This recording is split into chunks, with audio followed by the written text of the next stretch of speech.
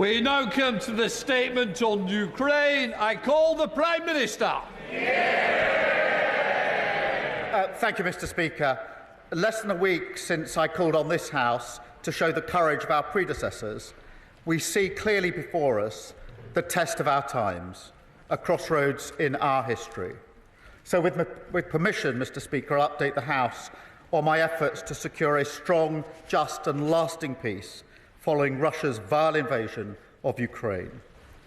Mr. Speaker, it begins in this House, where on Tuesday I announced the biggest sustained increase in defence spending since the Cold War. A recognition of the fact that once again we live in an era where peace in Europe depends upon strength and deterrence, but also a rediscovery of the old post-war argument, long held on these benches, that economic security is national security.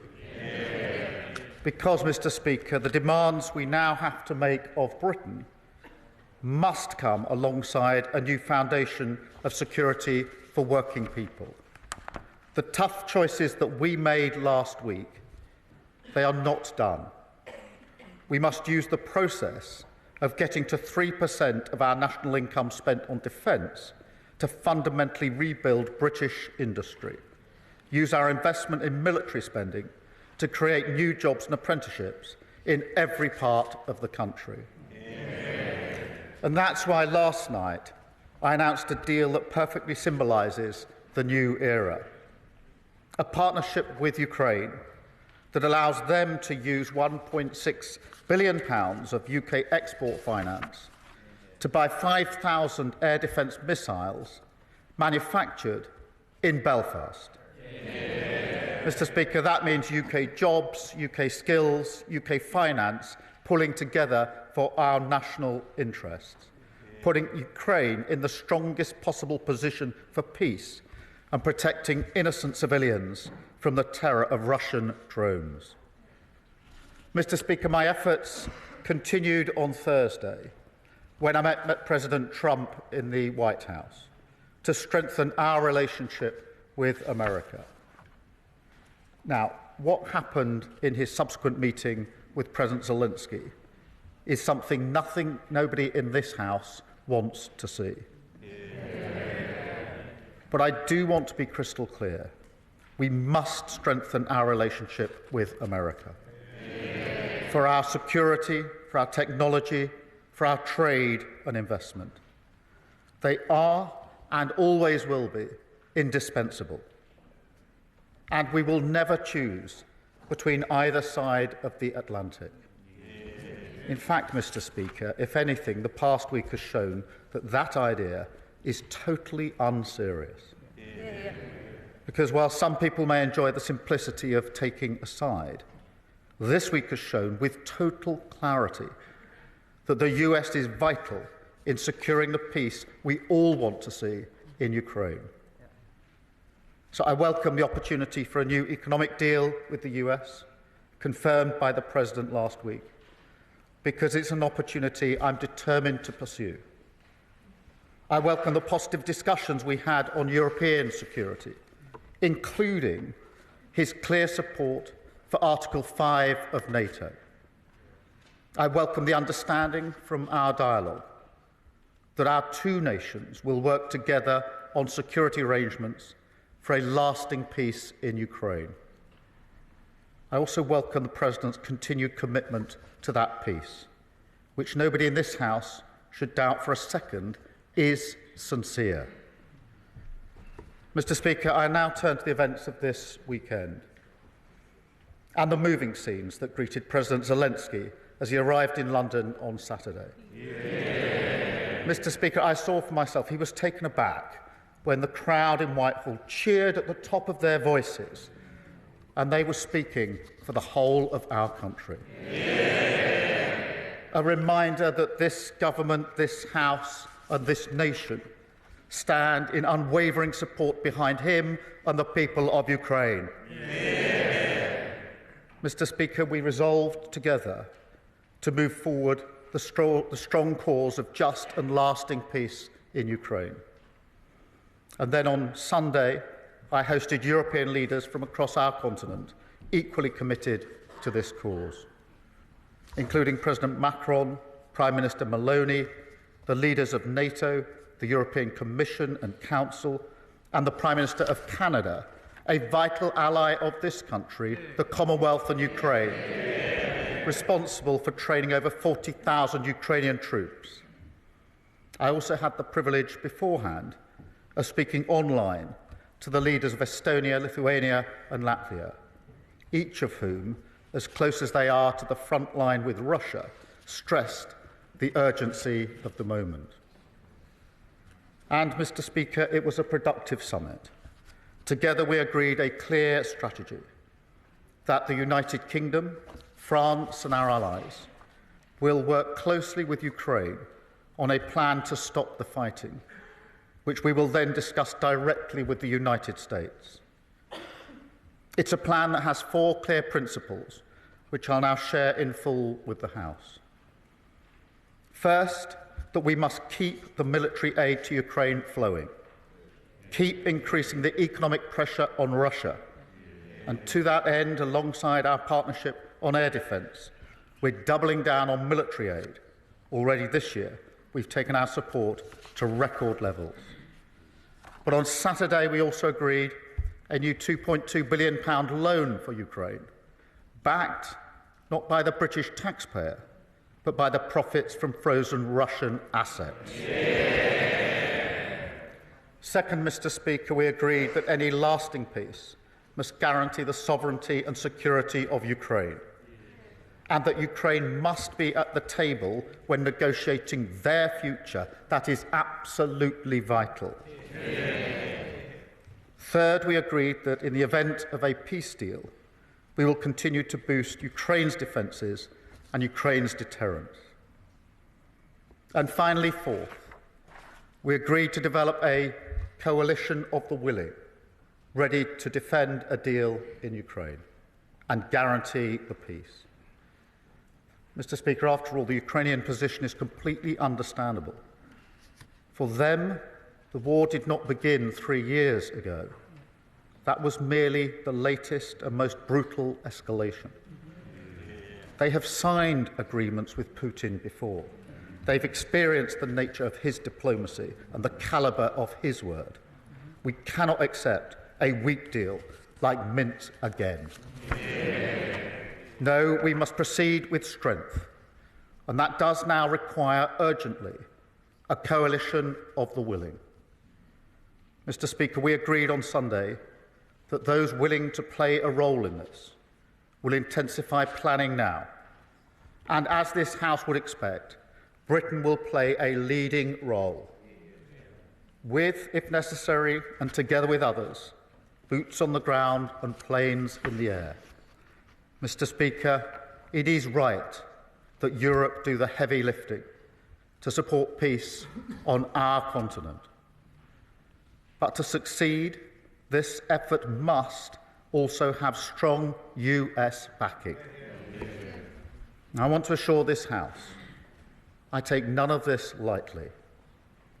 I've visited British troops in Estonia, and no aspect of my role weighs more heavily than the deployment of British troops in the service of defence and security in Europe. And yet I do feel very strongly that the future of Ukraine is vital for our national security. Russia is a menace in our waters and skies. They've launched cyber attacks on our NHS, assassination attempts in our streets. In this House, we stand by Ukraine because it's the right thing to do. But we also stand by them because it's in our interest to do so. Because if we do not achieve a lasting peace, then the instability and insecurity that has hit the living standards of working people in Britain, that will only get worse. And Putin's appetite for conflict and chaos, that will only grow. So a strong peace, a just peace, a lasting peace, that has now to be our goal.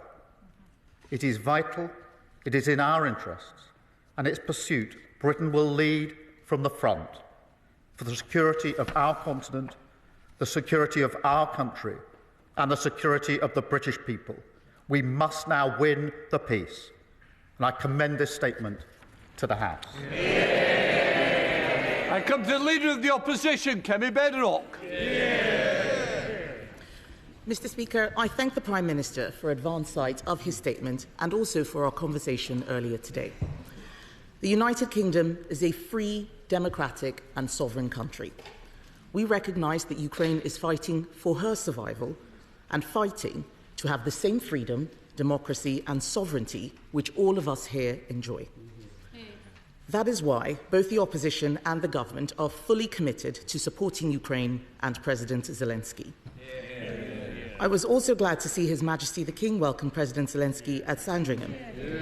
As I said at the weekend, President Zelensky is a hero. He is a symbol of the bravery of the Ukrainian people. There are, of course, many areas where the Prime Minister and I disagree, but now is the time for us to discuss where we do agree. I welcome all of his actions this weekend to convene European leaders, as well as the focus on economic security using UK export finance to support British jobs. As the Prime Minister knows, we welcomed the uplift in defence spending to 2.5% of GDP by 2027. We also support the use of foreign aid to achieve this. We welcome a commitment to reach 3% in the years ahead, and we will support him in taking difficult spending decisions, including on welfare. And we will return to the details of how the government will fund this in the near future.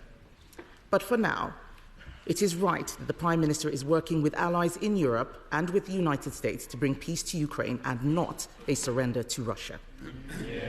As part of this, the Prime Minister has suggested that British troops could be deployed in Ukraine. There are obviously a range of possible options for what such a deployment could look like, and we are keen to work with the government, but we will need details of any such plan. This will be a difficult but significant step. I know many in Parliament and across our country will be interested in what this entails, and I ask him to work with us so there can be effective scrutiny. I also welcome the coalition of the willing to support Ukraine and agree that Europe must do the heavy lifting. So can I ask the Prime Minister to update us on what European and other allies are willing to offer towards this coalition? Can I welcome the use of the proceeds from frozen Russian assets to support Ukraine, and ask the Prime Minister if he has plans to go further and use the frozen assets themselves? Can I ask him for an update on the government's sanctions on Russian-linked individuals and for confirmation that such sanctions would not be lifted in the event of a ceasefire? Can I ask the Prime Minister to update us on the steps he and other allies are taking to ensure that Ukraine is at the negotiating table for any peace plan and what he thinks can be done to heal the rift with Washington?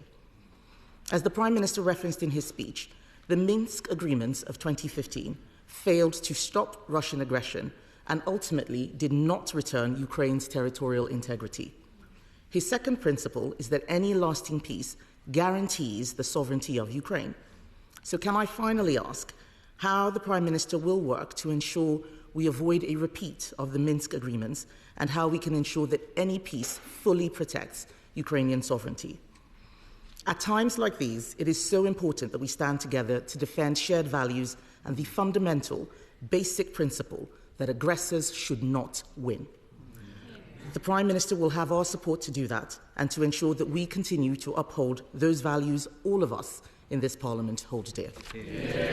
Prime Minister. Can I thank her for her message in our discussion this morning? And can I thank the Leader of the Opposition for her support for the measures that we are taking. It matters across this House that we are united on this issue. It matters to the Ukrainians and to President Zelensky. And I can tell you that he was moved by the reception that he got in our country on Saturday. And I can tell you I felt very proud to be British on Saturday when our country spoke with one voice, and she reflects that with the unity across the House, and I do thank her for it. She asks about the details of any deployment. We will, of course, put details before the House when we get to that stage, if we get to that stage. And as I mentioned to her this morning in our phone call, I will make sure that she gets whatever briefings she needs to be able to look at the detail before it's put before the House, so she's fully informed. On the question of other allies, we had a long meeting yesterday with a number of allies. My strong view is that we have to move forward, we have to lead from the front, and therefore we need a coalition of the willing, because otherwise we will move at the speed of the most reluctant, and that will be too slow.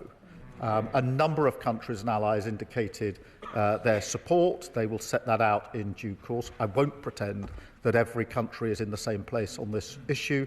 That is why I and others took the view that we should take a leading position and move forward. But I will give further details as they become available.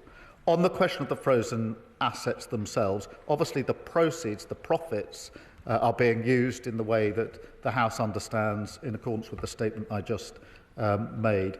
On the assets themselves, it is a very complicated issue, not straightforward, but I do think that we need to do and are doing more work to look at what are the possibilities, at least, along with other countries, but I'm not going to pretend that this is simple or straightforward. On the sanctions, we introduced the heaviest sanctions last week that we've put in place, and she is quite right. They must not be lifted just because there's a cessation in the fighting. They must be kept in place as a vital part of our armoury, something which didn't happen with Minsk, and she's quite right to say that we have to avoid the mistakes of the past, which is why a security guarantee is so important, a guarantee that we should lead, but needs US backing if it's to act as a proper guarantee. And of course she's right to say Ukraine must be at the table in any discussions about the future of Ukraine, and I think that's a common position across the House. Thank you. The Foreign Affairs Select Committee, Emily Thornberry. Dame Emily Thornberry. Very much, Mr. Speaker. We all watched with alarm and distress the scenes from the White House on Friday, but equally were, across the country, extremely grateful that we had a Prime Minister who had such a pitch-perfect response at the weekend. And as he works towards a just peace for Ukraine, he has the support of the whole country in doing so. But here is the question. The Prime Minister said on Laura Kuenssberg on Sunday that following the cuts to the aid budget, that he would go through line by line to ensure that the priorities of Ukraine, Sudan and Gaza were all prioritised in a lasting peace. The difficulty is that after refugee costs, admin costs, the department's commitments and things like the World Bank and the UN are taken into account, it's hard to believe that there will be enough left in the budget to provide meaningful humanitarian support in these priority areas. So does the Prime Minister understand the concern of so many that these cuts could, in fact, in the long term, hobble the very leadership that the Prime Minister has shown this weekend and that he has finally given the world some hope? Well, I thank her for her question, and it's a very important issue. What I did last week was to announce the biggest sustained increase in defence spending since the Cold War, and the circumstances and the context require it, and that decision had to be made, and I was determined that it would be fully funded so the House could see where the money would come from. On the question of overseas aid, I am committed to it. What we will now do is go through line by line the funding and look at our priorities. Of course, Ukraine, Sudan, Gaza are right up there in our priorities. But I also want to work with others and across the House, if we can, at other ways of raising money and finance for development and aid overseas. I saw the President of the World Bank on Friday to have that very discussion and want to have that and mentioned it in my discussions with other countries this weekend, many of whom want to join in attempts to find other ways to leverage money, particularly from the private sector, where states can't do it in the way they might want to just at the moment, and that's the approach that we will take. Leader of the Liberal Democrats, Sir Ed Davey. Mr. Speaker, I'd like to thank the Prime Minister for advance sight of his statement. We were all horrified by Friday's scenes in the Oval Office. President Trump's attack on the brave and dignified President Zelensky left everyone shocked and appalled, except, it seems, the honourable member for Clacton. Nobody else watching those scenes could fail to understand that we've entered a new era. one where the United States prefers to align itself with tyrants like Putin rather than its democratic partners. On these benches, we've supported the Prime Minister's actions and leadership. Britain leading the world, as we have so many times in the past, bringing together Europe and Canada in London to work towards a just peace that guarantees Ukraine's sovereignty and security. But, Mr. Speaker, we need to reduce our dependency on the United States. Because I say with deep regret, I fear that President Trump is not a reliable ally with respect to Russia.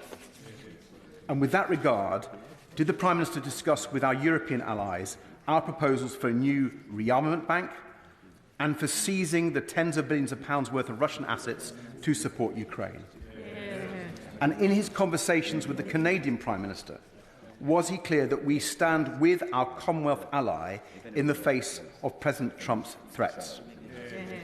Mr. Speaker, many of us were confused by Lord Mandelson's comments yesterday. So can the Prime Minister confirm that they do not represent government policy? And does he agree that the British ambassador should not be freelancing on American TV? Mr. Speaker, the Prime Minister will have our support if the UK continues to lead with our European and Commonwealth allies for Ukraine's defence and our collective security. I thank him for his question, and he talks about the scene on Friday afternoon. Nobody wants to see that. My response was to recognise the urgency of the need to repair the breach, which is why I spoke to President Trump and President Zelensky on Friday night and again on Saturday night, and are continuing in that work, because for me the single most important thing is lasting peace in Europe and Ukraine, and nothing is going to deter me from that or lose my focus on that. On the dependency on the US, I don't agree with him. The US and the UK have the closest of relationships. Our defence, our security, our intelligence are completely intertwined. No two countries are as close as our two countries, and it'd be a huge mistake at a time like this to suggest that any weakening of that link is the way forward for security and defence in Europe. On the question of a rearmament bank, yes, I do think we should continue discussions with others as to what the possibilities could be, and that formed some of the discussion yesterday with our allies. Again, on assets, he knows the situation is complicated, but there are ongoing discussions. I spoke at length with the Canadian Prime Minister yesterday because we had a bilateral meeting as well as the meeting with other colleagues, in which I was able to assure him of our strong support for Canada, a close ally of ours, a strong supporter of Ukraine, and Canada have led the way on the training that's been so vital to Ukraine. So they were very welcome at the table yesterday. In relation to the ambassador's comments, look, the plan is clear. We're working particularly with the French. I've had extensive conversations with President Macron over the last week, intensively over the weekend, talking to Ukraine as well. Those are going on at the moment, and the intention is to then have discussions with the United States in relation to that plan. So as soon as the details are available, I'll share them with the House, but they are still being worked on at the moment. There's no guarantee of success, but I'm not going to let up until we have done everything we can to ensure peace in Europe and peace for Ukraine. Chair of the Defence-led Committee, Tanmanjeet Singh Dhesi. Thank you very much, Mr. Speaker. I welcome the Prime Minister's statement and the warmth of his welcome and hugs for President Zelensky and his show of leadership on defence and security matters in our continent as he hosted his Sunday summit of leaders in London. Can the Prime Minister, my right honourable friend, assure the House that in our pursuit for a just, lasting peace, that he will do his level best to convince President Trump to provide security guarantees for Ukraine, and that he will convince those NATO allies not spending 2% on defence to step up to the plate and do much more? Well, on both fronts. Firstly, Yes, of course, I'm talking to President Trump about security guarantees. That formed a large part of our discussion on Thursday and our subsequent discussions. I think it is right that Europe does the forward-leaning on this, that we have to do more on security guarantees, but it does need a US backing to those guarantees, and that is the very discussion that I'm having. On the question of spending, I think that across Europe, in this era, we now have to step up on capability, coordination and on spending, and that did form part of our discussions yesterday. James Cleverly. Thank you, Mr. Speaker. I find myself in the strange and rather uncomfortable position of very much agreeing with the Prime Minister on everything he has said today. And whilst I often take great delight in criticism of the government, I think this weekend he has not really put a foot wrong. But he does need to go further. The small increase in defence spending that he announced was welcome, but fundamentally we do need a gear shift on this. I would echo the points made by my right honourable friend, the Leader of the Opposition, that when, and it will be when not if, he has to make some really difficult decisions about balancing defence spending against domestic expenditure, that we will not try and play politics, that we will support him, because we need to send a message now to our friends in Ukraine and to potential aggressors around the world that we take our defence, the defence of our values and the defence of our friends seriously. Well, I thank him for the unity across the House, and he's absolutely right. It sends a message to those who want to challenge our values when they see this House united on either Ukraine or on defence spending. And we have to face this era with confidence and with unity across this House wherever we can. I'd invite him. It's been good to have him agreeing with me. We should do this more often. Alex Sobel. Thank you, Mr. Speaker. I'd first of all like to thank the Prime Minister for the leadership he shown pulling together all our allies yesterday in London and acknowledging the bravery and sacrifice of the people of Ukraine. I was in Ukraine last week. I met with the Mayor of Kharkiv, a frontline city of 2 million people undergoing daily attacks and blackouts from Russian forces. He told me that they had a power project that had been cancelled at short notice, funded by USAID, generating 11.2 megawatts, which would shore up their energy pipeline. Now, where others have stepped back, will we step forward and support projects like that, either from Russian assets or our own aid budget? Well, the whole power supply is hugely important in Ukraine. Let's face it, power and energy has been weaponised by Putin. That is why he's attacking the power supplies to communities across Ukraine. And of course, we will work with them to ensure they have the security and the power supplies that they need as we go forward. Further of the House, Edward Leigh. Our enemies should know that our Prime Minister has 100% support from us. I noticed in Moscow they're referring to the small size of the British Army. Perhaps the Prime Minister could remind them of what the Kaiser said in 1914 about the contemptible little British Army. And will he tell the President Putin and other tyrants that our army, the most professional in the world, is quite capable of giving as good as it gets? But to continue the historical illusion, as in 1939, if we do stand up to the mark with the French, it's best to have a security guarantee from the Americans. Well, I thank him for his unity, because that is really important. And I think I speak for the whole House in saying we're very proud of our armed forces in everything that they do. They are at the leading edge. They're playing a key part in Ukraine, and they will continue to play a key part in the security and defence of Europe. Dr. Rosena Allin-Khan. Oh, thank you very much, Mr. Speaker. Can I congratulate the Prime Minister on bringing European leaders together at the weekend and for setting the record straight with JD Vance on the issue of free speech. President Zelensky is resilient and brave, just like the nation that he represents. And in the second week of the war, when I went to Ukraine with my medical team, we could see firsthand that there was absolutely nothing that the Russians will not do. So can the Prime Minister promise that our support will not waver, and he will continue working closely with our European allies to make sure that we bring about peace in Ukraine? I can give her that assurance. We will not waver. We will work with our allies. Munira Wilson. Thank you very much, Mr. Speaker. I welcome the Prime Minister's statement and his unequivocal support of the United Kingdom for President Zelensky and Ukraine. But in view of his cuts to the aid budget, but also with the eyes of the world focused on Zelensky, Ukraine and Russia, could he please reassure the House that he will not forget about the Middle East, and in particular the decision by Netanyahu's government to block aid to Israel, and what representations is he making on behalf of the government to reverse that? It's a breach of international law. Well, let me be really clear. The decision to block aid into Gaza is completely wrong and should not be supported in this House.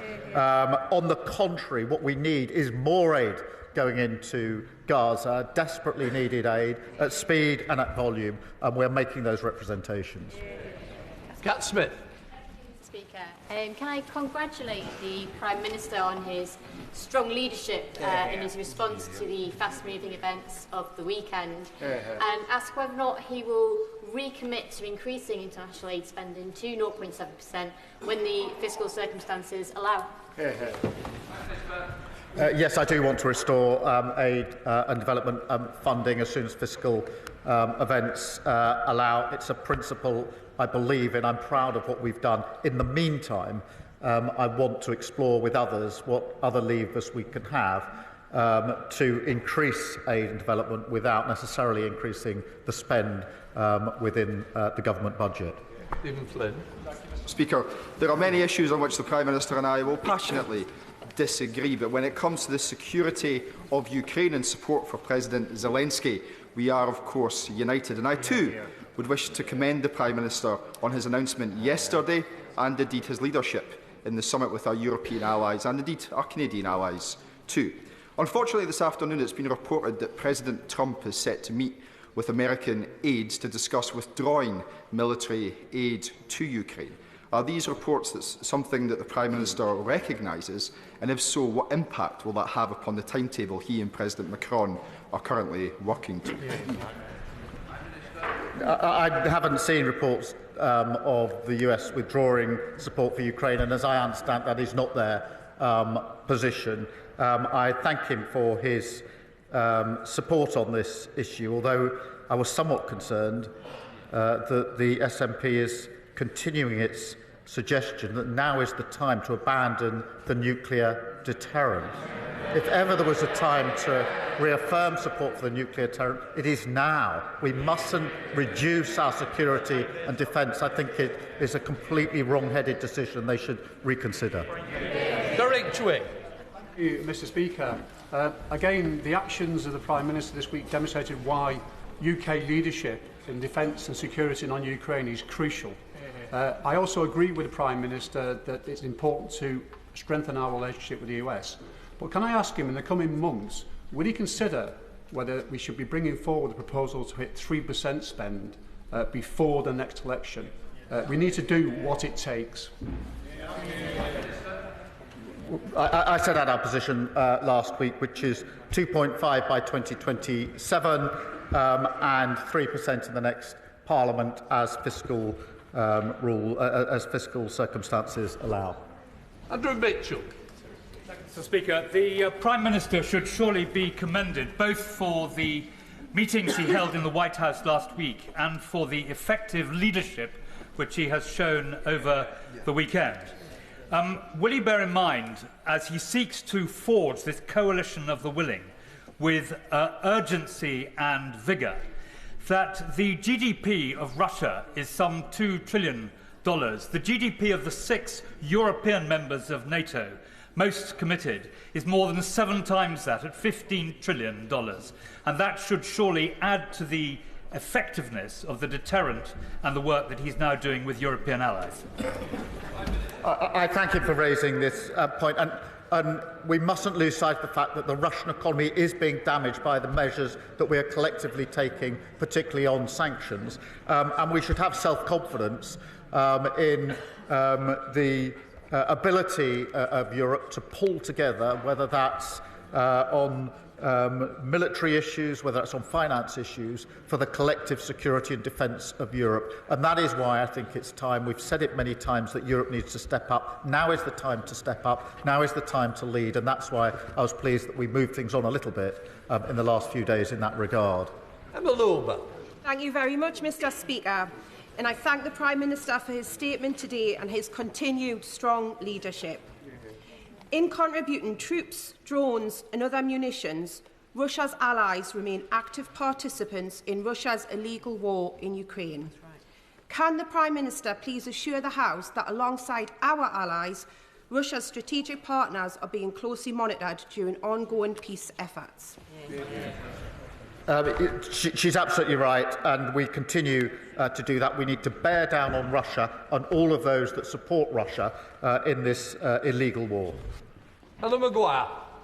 Thank you, Mr. Speaker. We welcome the increase in defence spending, but when I served there was over 100,000 troops and today there's just over 74,000. It's essential that we reverse the Conservatives' irresponsible 10,000 troop cuts. Will the Prime Minister commit to reversing this devastating cut so that the UK can credibly support collective European security in the absence of US support? Firstly, we're going through a strategic review of our capability gauging against our challenge, and obviously I'll put the results of that before the House in due course. I would just caution against perhaps the suggestion, if I got it right in the second hand of her question, that somehow we should take this as a moment to go it alone without the US. I fundamentally disagree with that. I think it would be the wrong. We've never chosen that course in our history. We shouldn't choose it now. Joyce Fenton-Glenn. Thank you, Mr. Speaker. I thank the Prime Minister for his statement today and his diplomatic efforts to restore our international reputation since taking office. But can my right honourable friend confirm the basic principle that no decision can be made about the future of Ukraine without their elected leadership in negotiations, and that any ceasefire must be adhered to by Russian aggressors and not just the Ukrainians?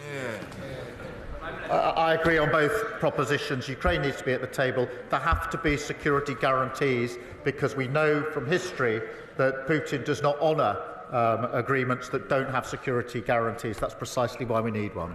Tom Tugendar. Thank you, Mr. Speaker. May I join those echoing the call to thank the Prime Minister for his leadership over these recent days. He has definitely spoken for Britain when he's spoken on the world stage. May I ask him to join me in thanking those parliamentary staffers who, while he was doing that, were driving aid to Ukraine. And may I ask him, he's brought together, quite rightly, a coalition of European and NATO partners. Is he working on those further afield? As he knows very well, Australia has already donated Bushmasters, and many are concerned about Iran's support for the Russians through their Shahed drone programme. Is he reaching out to the Middle Eastern allies as well? Can I first thank the parliamentary staffers who've done such significant and important work. On his important question about reaching out beyond Europe, I agree with him. We are doing that. This needs to be as broad a coalition as we can put together with different capabilities, each country making whichever contribution is the most significant from their point of view. And I thank him for his support and over the weekend. Very good. The Prime Minister deserves plaudits for the skillful way in which he has handled his visit to Washington last week, as he does for the resolve that he's shown to stand against Russia's illegal invasion of the sovereign state of Ukraine. Surely, though, this was a moment to accept that the post-war international settlement has now been fractured, and that the necessary rise in defence spending should be achieved by changing the fiscal rules, not by cuts to international aid, which will only see more people slain by famine, drought, disaster and war. The reason that we will not change the fiscal rules is that we need economic stability. We experienced economic instability only a few years ago under Liz Truss.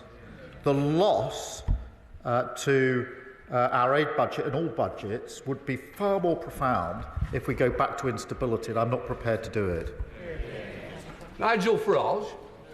Thank you. It may be a great irony that a Remainer Prime Minister used Brexit freedoms as effectively as he did yesterday. Indeed, as Number 10 briefed.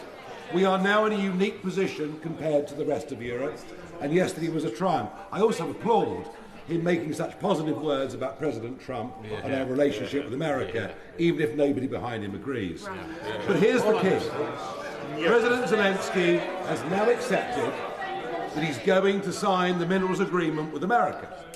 And America's going to put in $100 billion or whatever it is, and thousands of Americans will be in Ukraine. Is that of itself enough of a security guarantee? No. Or does it mean that we need to send British troops? And if we do, given the size of our army, how many? The mineral deal is not enough on its own. But can I just remind him, Russia is the aggressor. Zelensky is a war leader whose country has been invaded.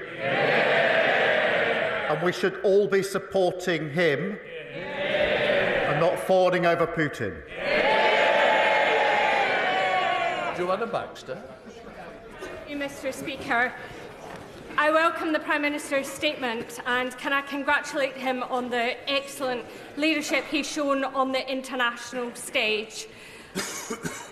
Does my right honourable friend agree with me that for any lasting peace to be achieved in Ukraine, Russia must return the 19,546 children that they have stolen from Ukraine? Well, I thank her for raising this issue because this is absolutely crucial. It's a moral outrage that these children have been taken, and of course we must ensure their safe return, and that has to be part of any discussion, but she's quite right to raise it. We should do so more often. Sir Roger Gale.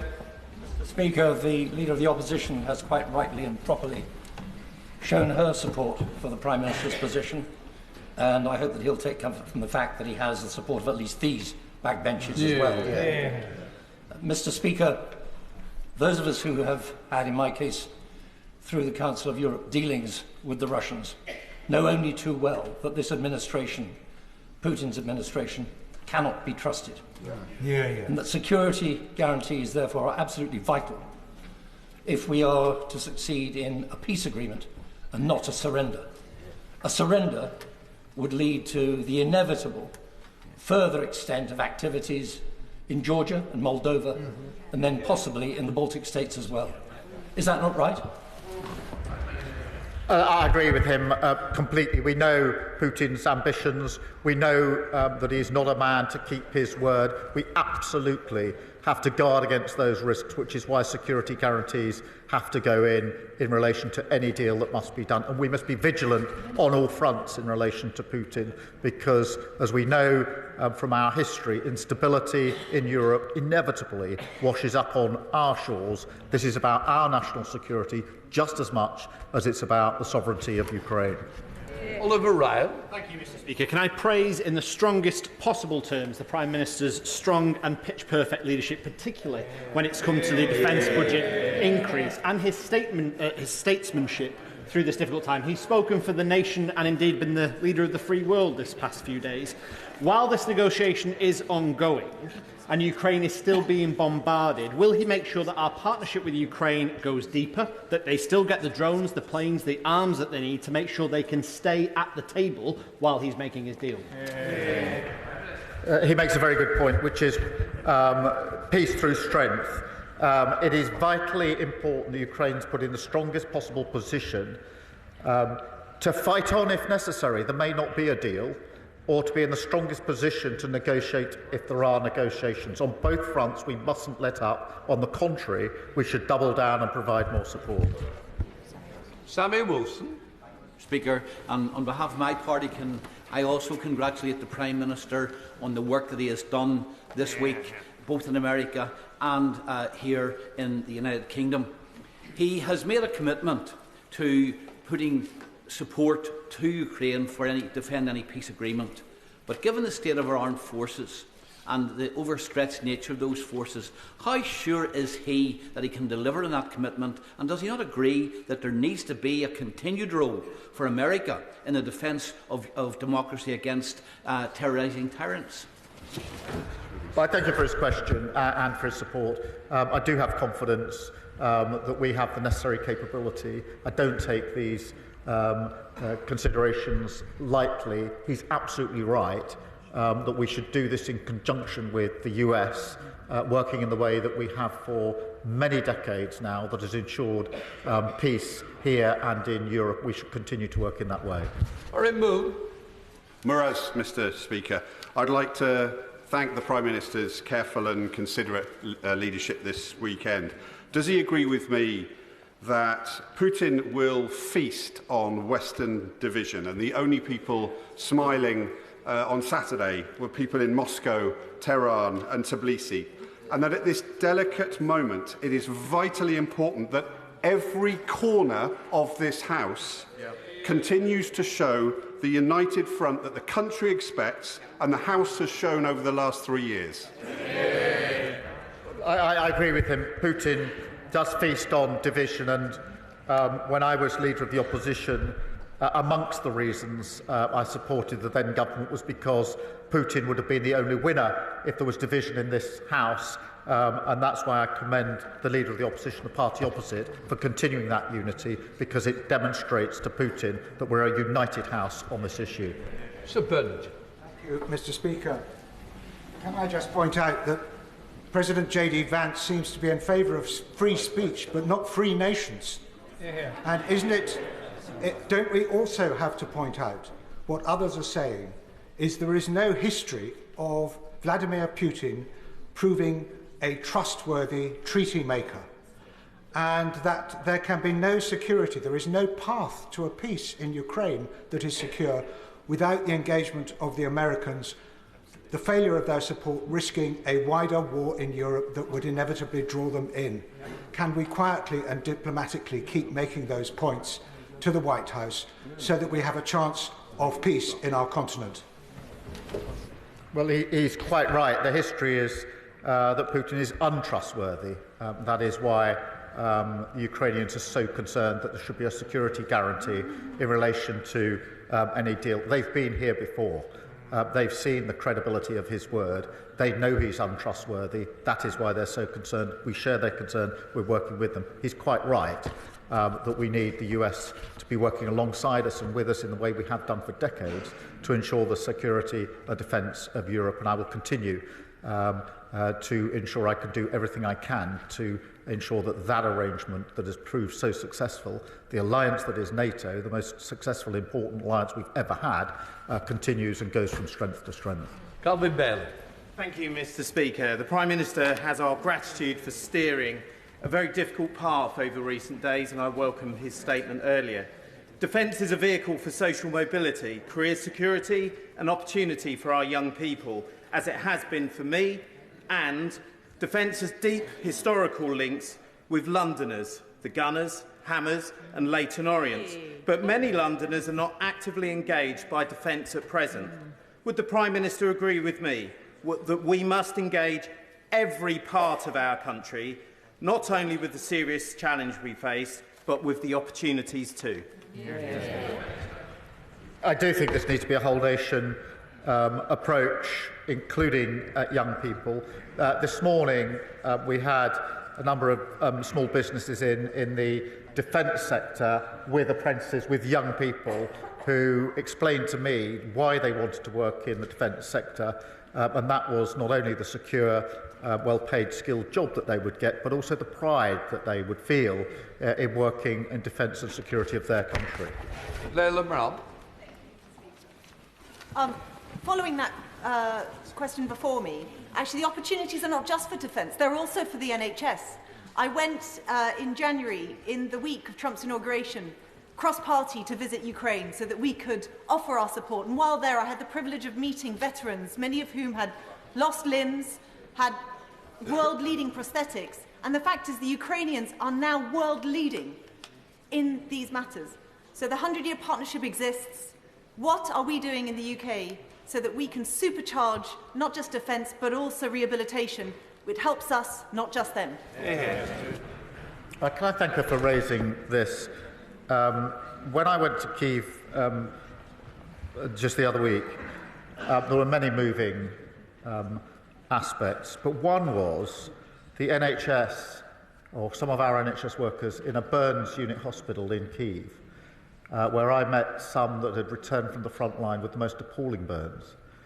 Very difficult to see and watch and look at, and including civilians who got caught up in blasts.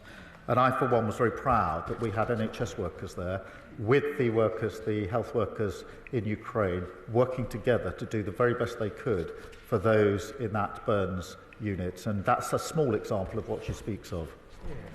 Richard Bergen. Thank you, Mr. Speaker, and I very much welcome the growing push from numerous countries for a peace deal between Russia and Ukraine, and that must be a just peace. Too many lives have already been lost following Putin's illegal and brutal invasion. But I am alarmed by the issue of deploying British troops on the ground in Ukraine and British military planes in the skies over Ukraine, because there's no getting away from the fact that would risk our country coming into a direct military conflict with a nuclear-armed Russia, and the consequences for millions of people in our country and across Europe of such war and nuclear conflict really don't bear thinking about. So given the enormity of such a decision, will the Prime Minister commit to ensuring a vote in the House of Commons before any such deployment, in keeping with the important principles of our parliamentary democracy? The risk to our country is if we do not fight for the peace. My position on sustained deployment of our troops is that this House would, of course, want to discuss that and vote on that, but we're nowhere near that stage at the moment. Sir Julian Lewis. Thank you, Mr. Speaker. The Prime Minister's very capable Defence Ministerial team will have told him that even were he to be able to accelerate investment and expenditure on defence more rapidly than has already been outlined, there would be a considerable time lag, given the complexity of modern equipment, before industrial output could be ramped up. So when he talks about, as he did, intensifying planning, will he include the creation of a defence industrial expansion unit in the machinery that is setting up now, so that as resources become available, the output of military equipment can be at the fastest possible rate? I thank him for his question. We already have a unit working on rapid deployment and procurement in relation to Ukraine, and of course that and other aspects need to be ramped up. Dhesi White. Speaker, the Prime Minister has shown an unwavering commitment to Ukraine this weekend, and I stand with him in that. Will the Prime Minister reiterate this government's support for Ukraine's sovereignty and our commitment to work with our allies both in the US and Europe so that we are in the best position possible to work towards a lasting peace?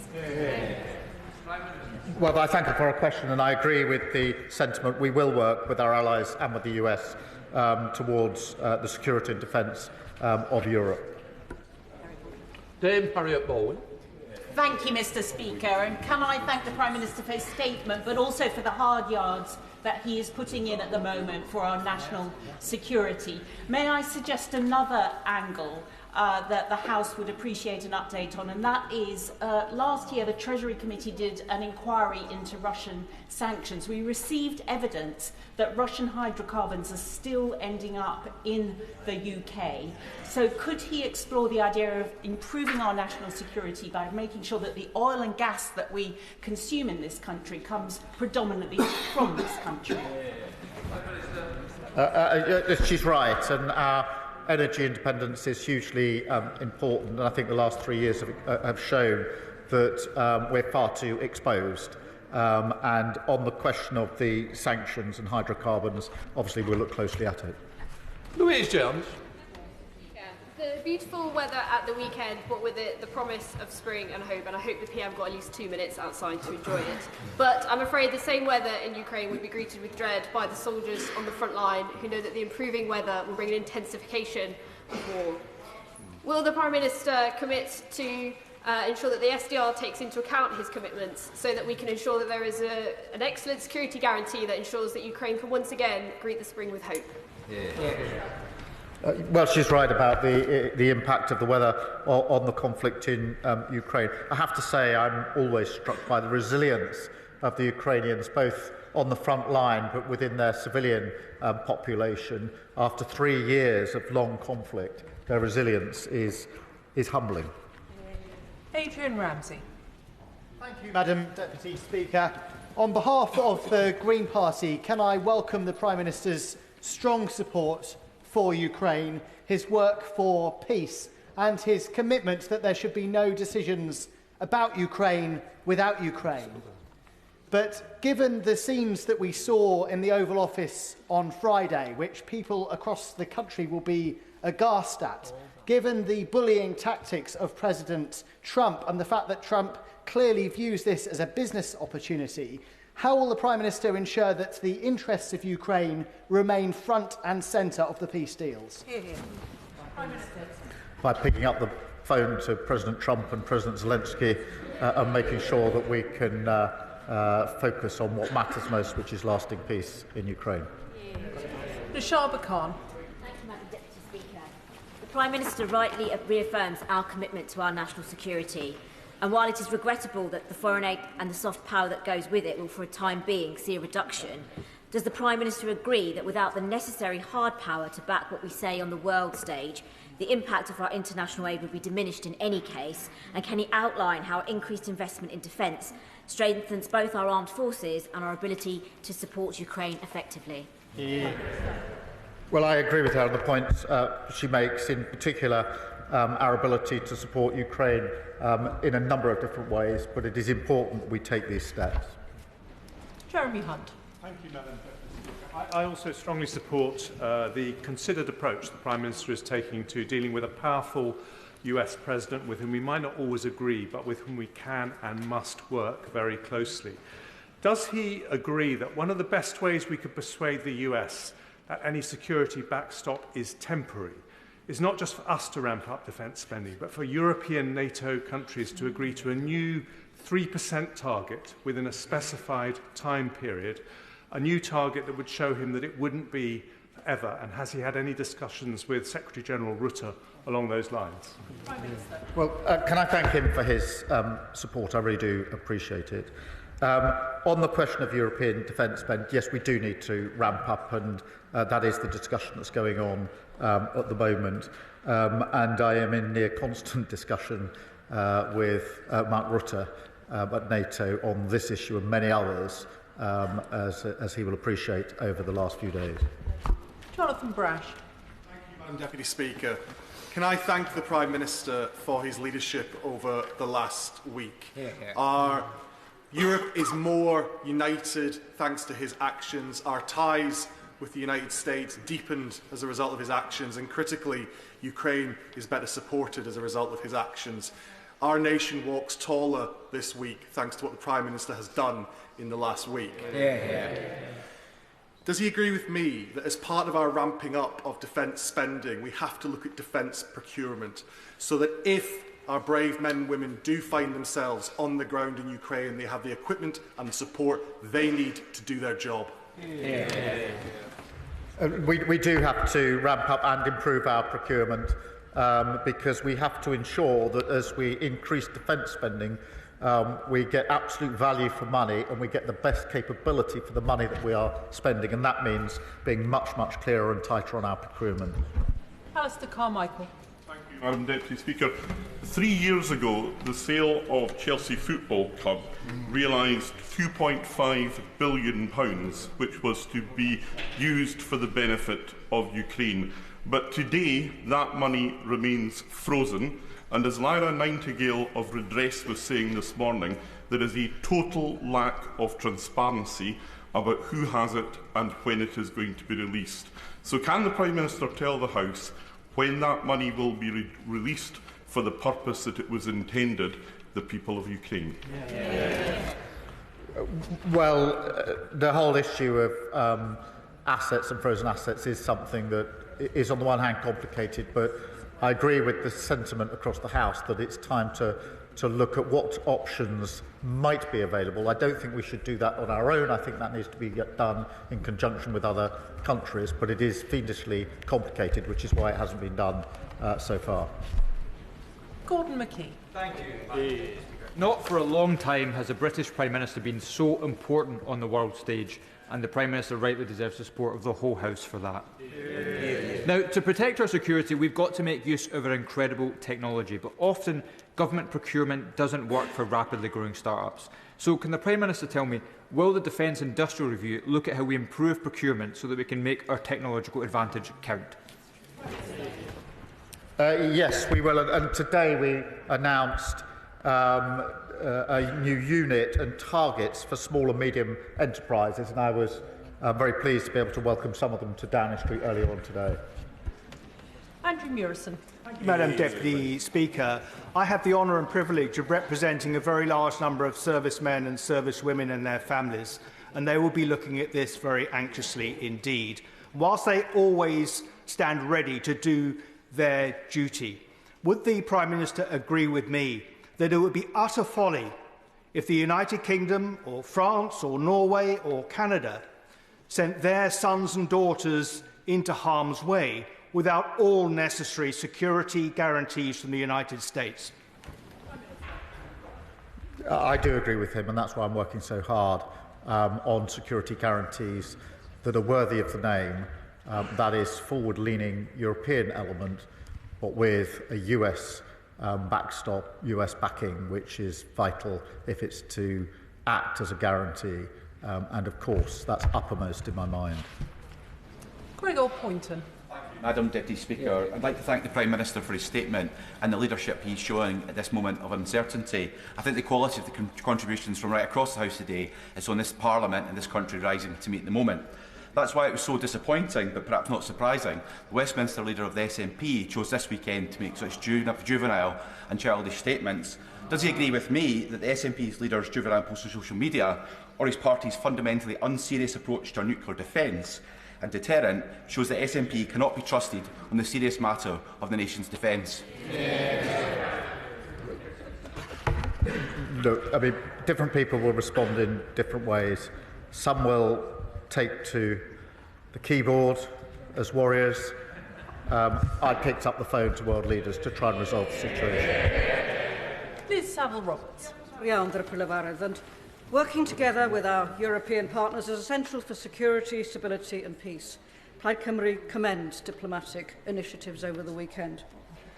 Boosting defence spending shouldn't be at the expense of international aid or public services starved of resources.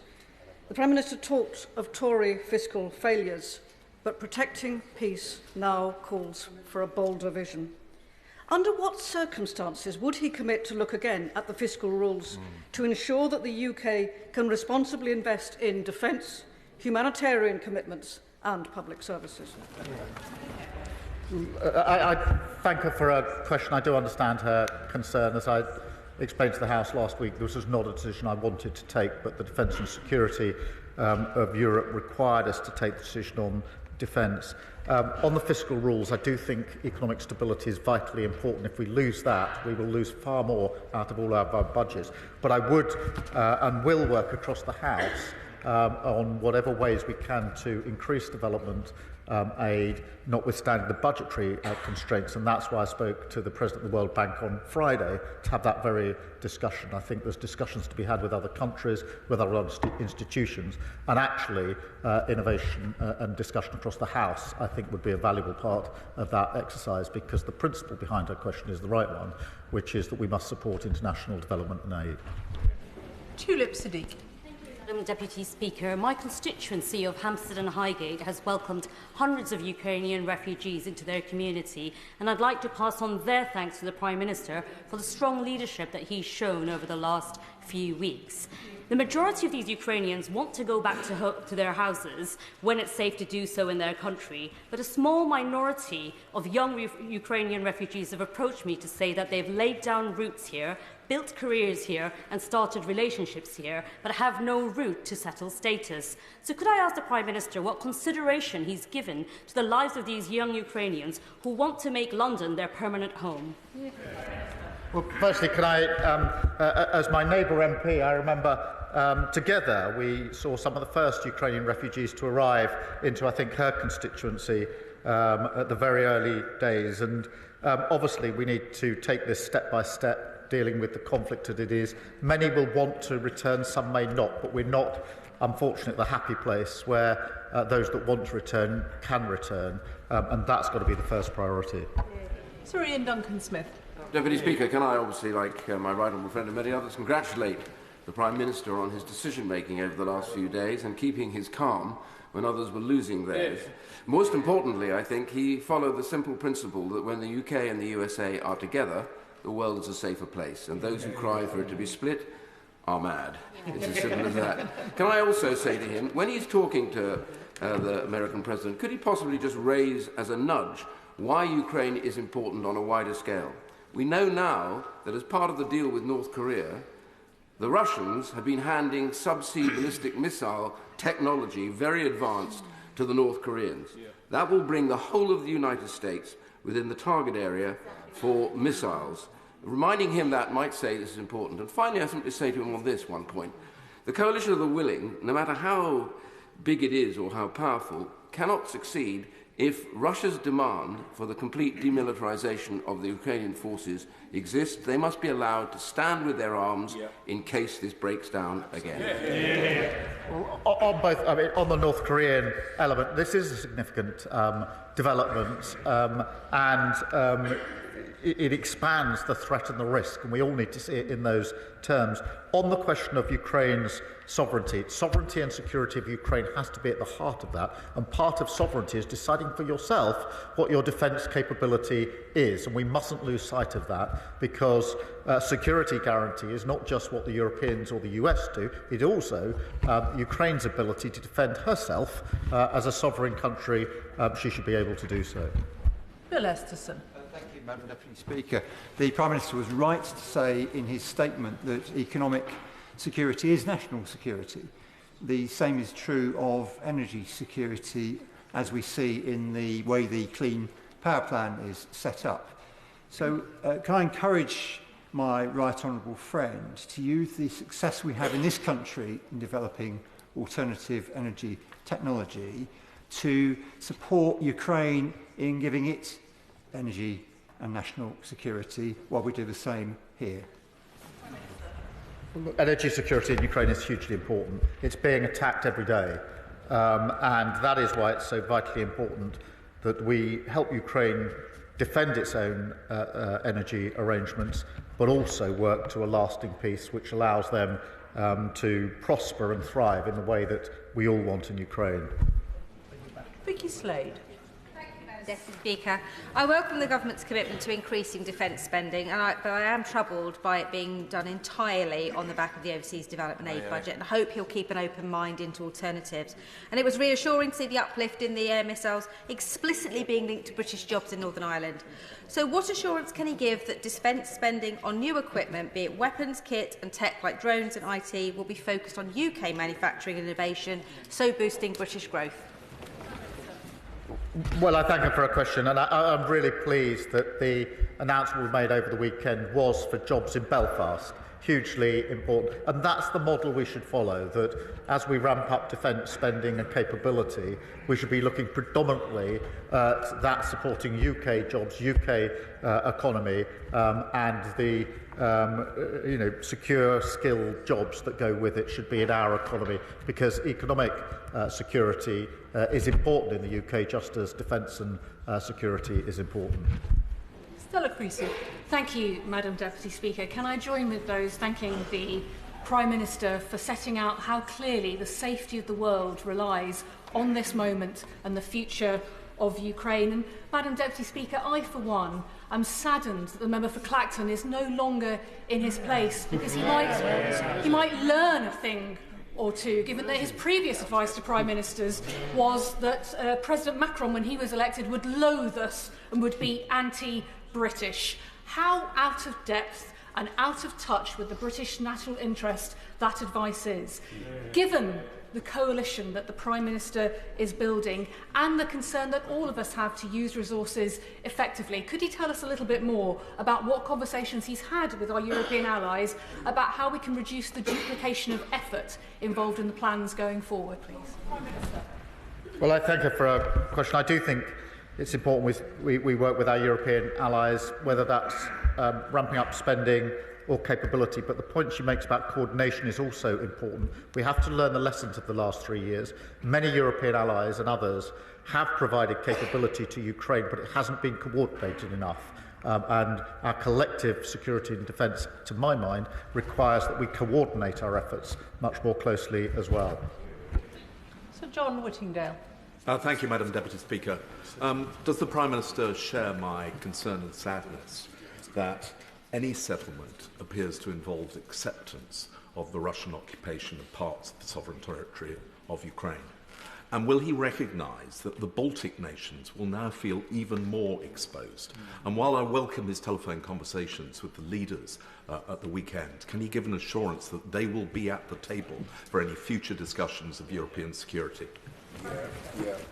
On the question of territory, obviously there's discussions to come, but I take the tenor of what he says. On the Baltic states, I mean, he's right. I was over at the Jeff meeting in Estonia just before Christmas to have discussions with them.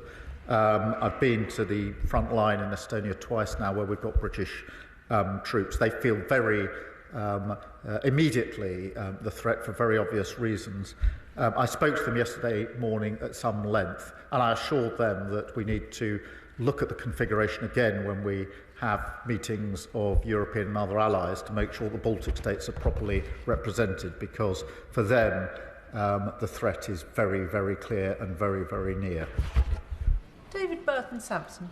Thank you, Madam Deputy Speaker, and I thank the Prime Minister for his statement and his outstanding global leadership that he's showing on this issue. I too have returned from Ukraine last week after 5 days, and the one consistent message the Ukrainian people I met gave me, from residents to soldiers to businesses to politicians, was their immense gratitude for the leadership and support that the UK have shown since day one of this illegal war. Does the Prime Minister agree with me that now is the time that we remain resolute as a House for the sake of the Ukrainian people, and that our 100-year partnership between our two countries is now more important than ever? The 100-year partnership signals the depth of our relationship. I too have heard those thanks for leadership, and I think it's right that I paid tribute to the party opposite for the leadership that they showed from the very beginning of this conflict, which I was able to follow as leader of the opposition. George Freeman. Thank you, Madam Deputy Speaker. Could I add my voice to those congratulating the Prime Minister on the way he's conducted the last week and the policy, which I think enjoys, if not unanimous, largely unanimous support in this House. I gently point out to the member for Clacton, our enemies watch this chamber, and speaking with one voice is very important, and I congratulate also the Leader of the Opposition. Does he agree with me that, as well as willing the means, the ends, we need to will the means? And could I ask gently at what point he thinks, the Prime Minister thinks he'll be bringing forward a business plan, a proposal for how we fund what is likely to be 50, 60, possibly more, 70 billion over the next 5 to 10 years, so that our threat, our military threat, is credible, serious, and something we can actually afford? As soon as we've got any details around plans, I will bring them to the House with the details so they can be fully discussed, because this needs to be not just a short-term response, but a much longer-term assessment of how we ensure that Europe is kept safe and secure. Jacob Collier. Deputy Speaker, can I thank the Prime Minister for his continued leadership on the world stage? And these past few days I've felt particularly proud to be British, so can I thank him for that? The government is rightly already using frozen Russian assets to fund Ukraine's defence and reconstruction. But can I ask the Prime Minister what further actions are being considered to ensure that Russia pays the full financial cost of its illegal invasion? Well, Russia's already paying the cost through the interest. We need to look at whether we can go further on that, but it is complicated and we have to act with others, and I'll see what progress we can make and let the House know if there is progress. Leigh Dillon. Deputy Speaker, I too had the honour of being in Ukraine for the 3rd anniversary, and as other honourable members have said, whether it was communities, military personnel or Ukrainian politicians, the gratitude expressed to our nation to stand strong with the Ukrainians was clear to see. Before going to Ukraine, I held a round table in my constituency of Newbury, and Ukrainians who are here, Prime Minister, are clear on the thankfulness for being given safety, but also the need for the visa schemes to be amended so that children can finish their education and that they can meaningfully secure employment without having time-limited visas. So will the government review that to make sure that we stand with Ukrainians here in the UK as well as those in their home country? Well, we'll take the points you make into consideration. Obviously, the immediate situation confronting us is the question of how we settle the peace, but he's right to raise these other concerns. James Frith. Thank you, Madam Deputy Speaker. Can I add my voice to those around the country that have said how proud they are of our British Prime Minister and indeed how proud they are to be British. He has led from the front, and I hope very much in the years, months and the weeks to come, I should say, that he will hold that in mind and strengthen his resolve as we move forward. He has already made reference to one of the priorities that Stefan Harhay, the chair of Bury's Ukrainian Association, raised with me on the release of the 20,000 children who have been kidnapped, forcibly removed and forcibly placed into Russia. Will he commit to getting their release and updating the House on a frequent basis as to our achievements to this end? Thank you. Yes, of course, it's a really important issue and it shouldn't be overlooked as we discuss the very many issues here. This is a moral outrage, and I think I speak for the whole House in saying that. Graham Stewart. Deputy Speaker, may I too congratulate the Prime Minister on his composure and leadership. But as his honourable friend, the member for Widnes and Halewood, said, we've got to ensure that we have the resources in place to tackle this. The whole of Western Europe is in the same position of being in a difficult financial position and a demographic position. So will he look again at finding the means to deliver our promises, because his leadership and his rhetoric has been fantastic. But going forward, we're going to need the hard power to back it up. He's right, and that's why the conversation over the weekend has been about the specific issue of a security guarantee in Ukraine, but also, and importantly, the wider issue as to how Europe steps up more generally in its own defence, in spending in capability and coordination, and that's an important part of the discussion. We shouldn't just focus on the question of the security guarantees. They're part of the argument, but they're not the whole argument. Alan Strickland. Thank you, Madam Deputy Speaker, and can I thank the Prime Minister in these incredibly difficult times for the strong leadership he is showing. Would he agree with me that one of the many things that's become clear in recent months is that the security of Britain rests on a secure Europe? A secure Europe relies on peace in Ukraine, and peace in Ukraine requires a unified stance against Russian aggression. So would the Prime Minister agree that as free peoples in the UK, Europe, America and our allies, we must stand firm, we must stand together, we must show that democracy will be defended and tyranny will not be tolerated? Prime Minister. Well, I agree with all of that, and I think the House agrees with it too.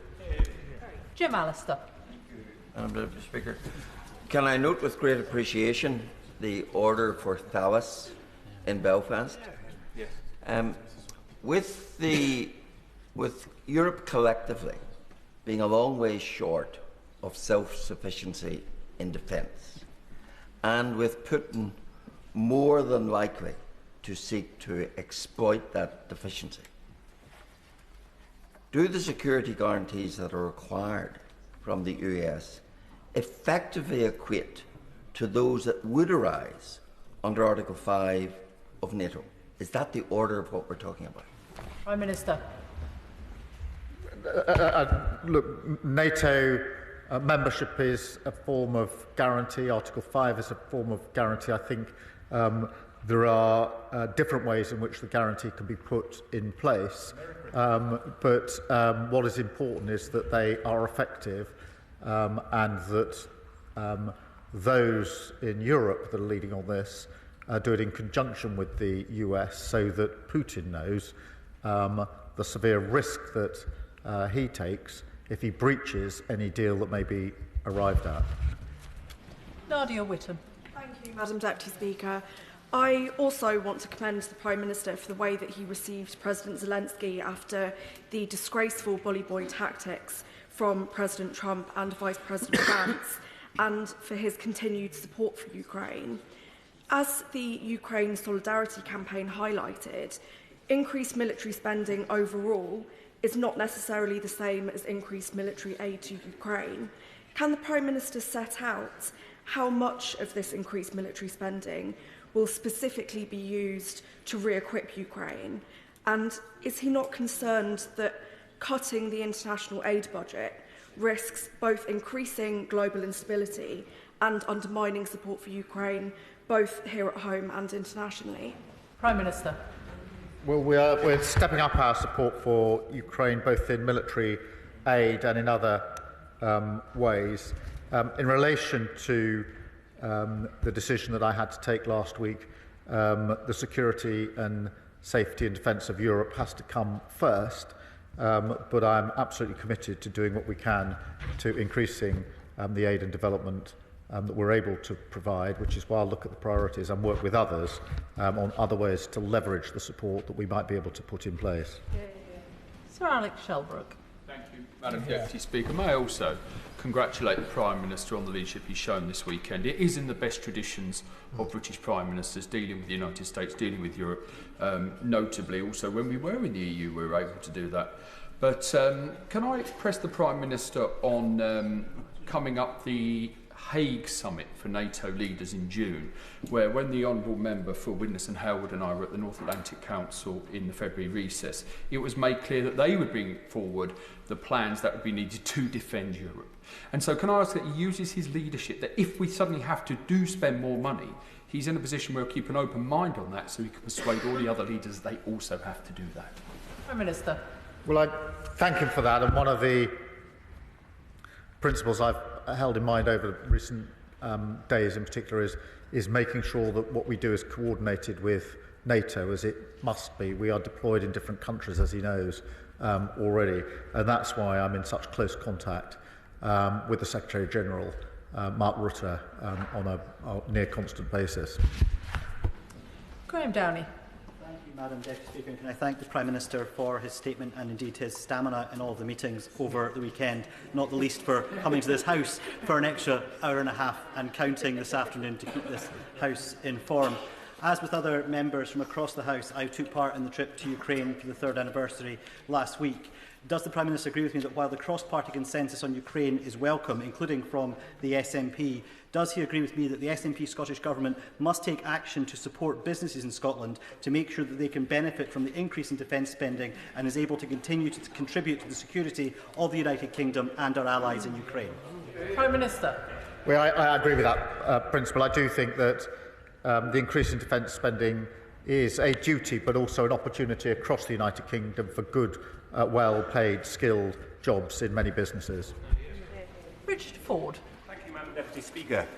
It is very welcome to hear the Prime Minister acknowledge the contribution of Canada to Ukraine's self-defence and its status as a vital ally for the UK.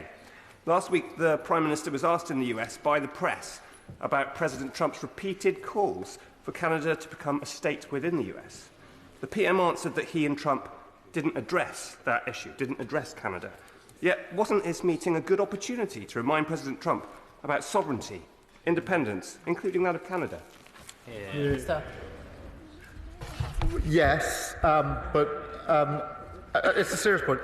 In the time we had available, I was most anxious to discuss the question of security guarantees, and that's why I devoted the vast amount of time I had there. But on the question of Canada, I think we should be absolutely clear. Canada is a vital ally to the United Kingdom, to the Commonwealth, and has played a leading part in relation to Ukraine, not least on the vital training that they have provided. And we should be very proud of what the Canadians have done. Stephen Sander. Madam Deputy Speaker, I'd like to put on record my thanks indeed. I know the entire House thanks the Prime Minister for the leadership he has shown over the weekend, and in particular as well in his statement today talking about stepping up the pressure, the economic pressure on Russia. Now, as things stand, we know that Russia is circumventing the oil price cap. It's being sold above $60, around $190 billion flowing to Putin from his oil sales last year. And we in this country, in London, are in a unique position to enforce that cap because we know that the insurance that those tankers depend upon is written within London. So can I ask the Prime Minister to assure us that he will strengthen the oil price cap as much as possible, and may I request a meeting with the Minister to discuss how we can strengthen it in more detail? Prime Minister. Well, I thank him for his question. He's right. We do need to take further measures, and that's why we've taken specific sanctions against the shadow fleet and oil producers to tackle this very issue. David Reid. Thank you, Madam Deputy Speaker. And credit where credit is due, and I commend the Prime Minister for the leadership that he's shown over this past week. Many members across this House will understand the range of emotions that are felt before deploying on global operations. So would the Prime Minister please give a message to our brave men and women from across our armed forces that are mentally preparing to deploy to Ukraine? Prime Minister. The message would be thank you for everything you do, and we support you in everything that we do. Josh Dean. Thank you, Madam Deputy Speaker. And can I thank the Prime Minister for his leadership on what is the defining moral issue of our time. There is no end of support for the Ukrainian people in Hertford and Stortford, but it has been an incredibly difficult time for those Ukrainian families who have found safety in our community. Will the Prime Minister take this opportunity to directly reassure the Ukrainian community in my constituency of his commitment to work with international allies to end Russia's illegal invasion and bring a just and lasting peace to Ukraine? Minister. Yes, I will, and I know that the Ukrainian communities here in the United Kingdom are extremely anxious, particularly so in the last few days, and speaking myself to some of them, particularly those that have come from areas that are occupied by Russia. They're extremely concerned about the ongoing situation. Lisa Smart. Thank you very much, Madam Deputy Speaker. I very much agree with the Prime Minister's remarks about the steadfast support for Ukraine across the United Kingdom. And if my inbox over the weekend is anything to go by, my Hazel Grove constituents agree with me too. I also agreed with the comments from the Foreign Secretary last week about the need to move from freezing to seizing Russian assets, the principle, not just the interest. The Prime Minister remarked that this was a complicated issue, and anybody sensible would absolutely agree with him. What efforts is he taking with ministerial colleagues and others to simplify this issue so that we can strengthen the hand of our brave Ukrainian allies? Prime Minister. Well, we are doing what we can. I think this, it's not just something within the UK. Frankly, it's something that came up yesterday in the discussions.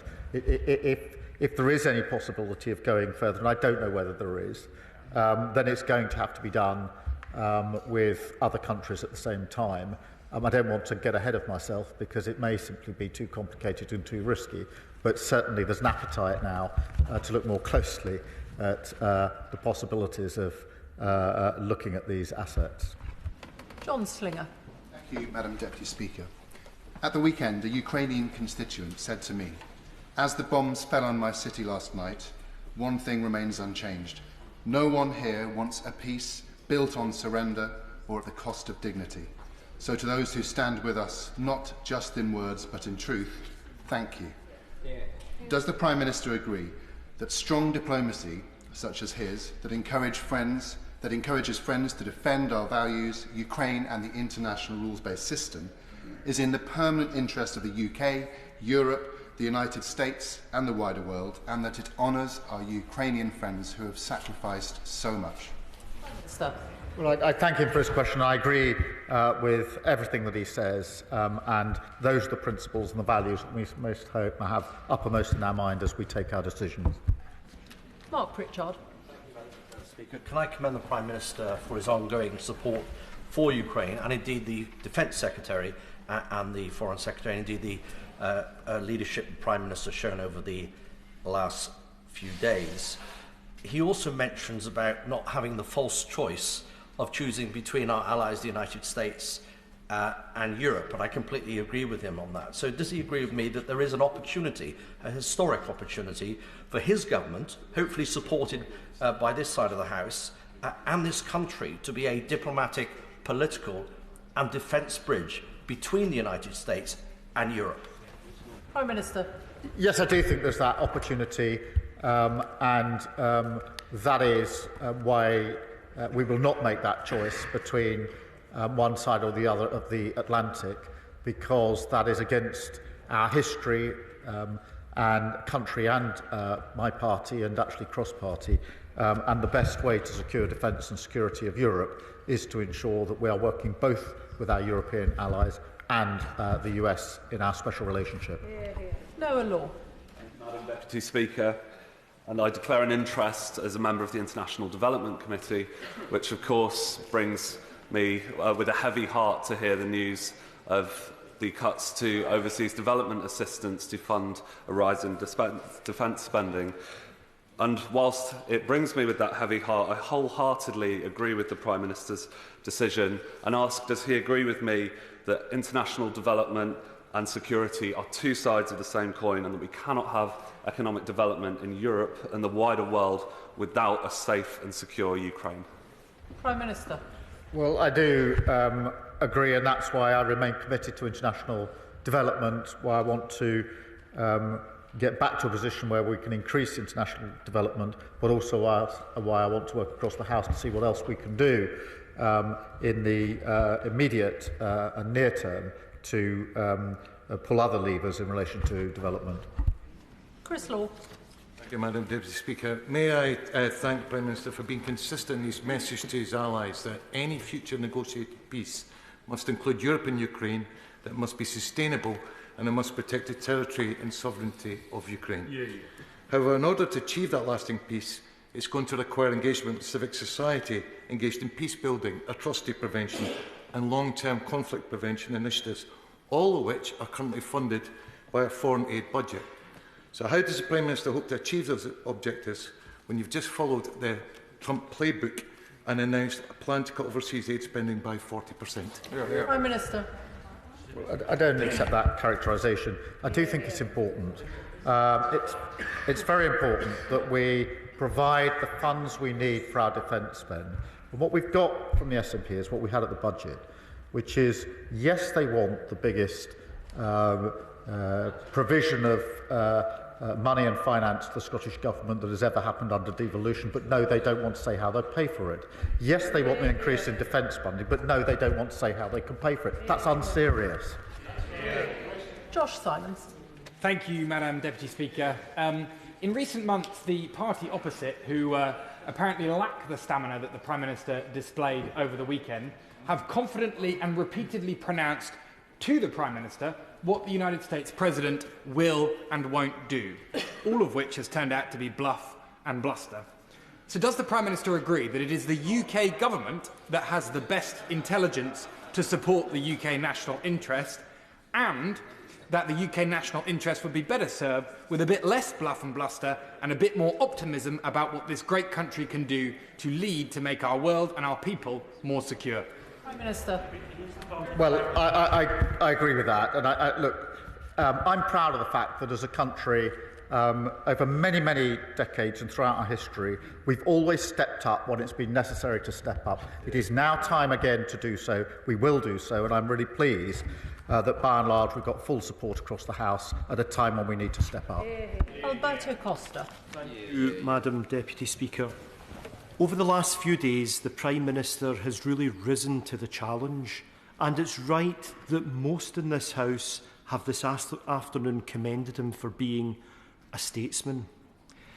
In his statement, he said that the lasting peace must guarantee the sovereignty and security of Ukraine. Is this the Ukraine of pre-2014? Is it the Ukraine of pre-2022? Or is it the Ukraine currently under occupation from Russia? It's really important that our European allies and America, as well as Ukraine, send the right message to China, who will be looking at this very carefully.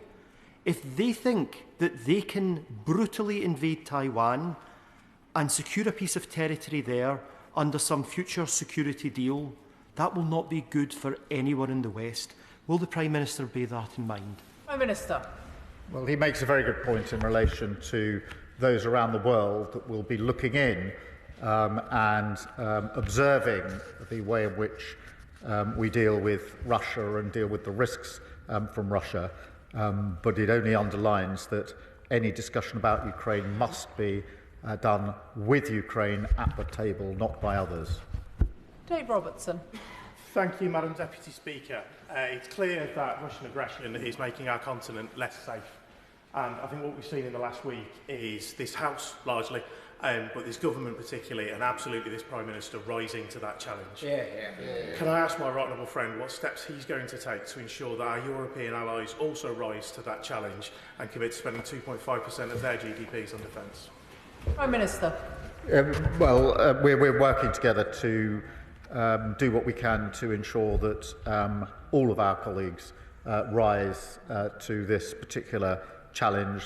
That is to do with capability, spending and coordination, and that's amongst the things we've been discussing quite intensively over this weekend.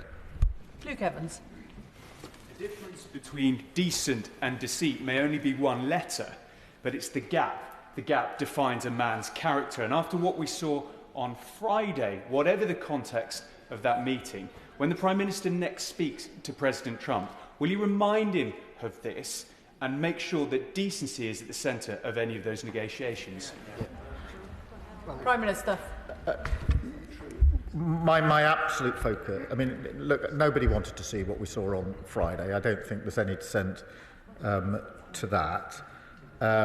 But it is important that we pragmatically work forward to what matters most, which is lasting peace in Europe. And that is what conditions the approach that I've taken to this throughout the last few days.